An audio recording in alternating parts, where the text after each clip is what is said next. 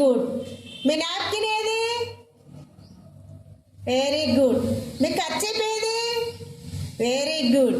దాన్ని ఎలా ఉపయోగించాలో మరి నాకు మీరు చెప్పాలి. ఇప్పుడు నేను అడుగుతుంటే మీరు చూపించాలి, చేసి చూపించాలి.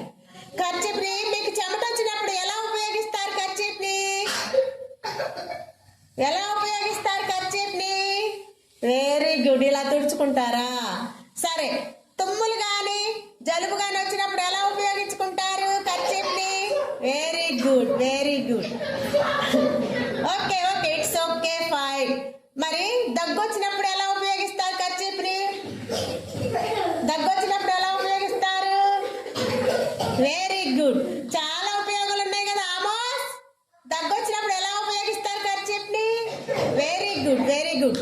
ఎన్ని రకాలు ఉపయోగించుకుంటాం కాబట్టి ఖచ్చితంగా కర్చీఫ్ పెట్టుకునే అంగన్వాడికి రావాలి. ఓకేనా నాన్న? ఒకిద్దరేమో తెచ్చుకోలేదు. ఓకే ఓకే, ఒకిద్దరు తెచ్చుకోలేదు కదా. బాంధవ్యను అమూల్య ఇవాళ మర్చిపోయి ఉంటారు. రేపు గుర్తు పెట్టుకొని తెచ్చుకోవాలి తల్లి. ఓకేనా? అమూల్యకి బాంధవ్యకి అందరు క్లాప్స్ ఇచ్చుకోండి ఒకసారి మరి. వెరీ గుడ్ నానా, వెరీ గుడ్. ఈ నవంబర్ నెలలో మంచి అలవాట్లలో, గుడ్ హ్యాబిట్స్ లో మనకి కర్చీఫ్ వాడుకోవటం కూడా ఉంది.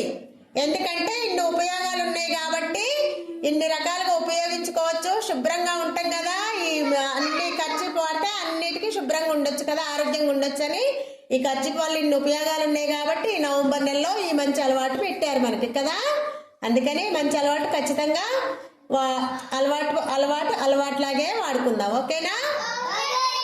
వెరీ గుడ్ నానా.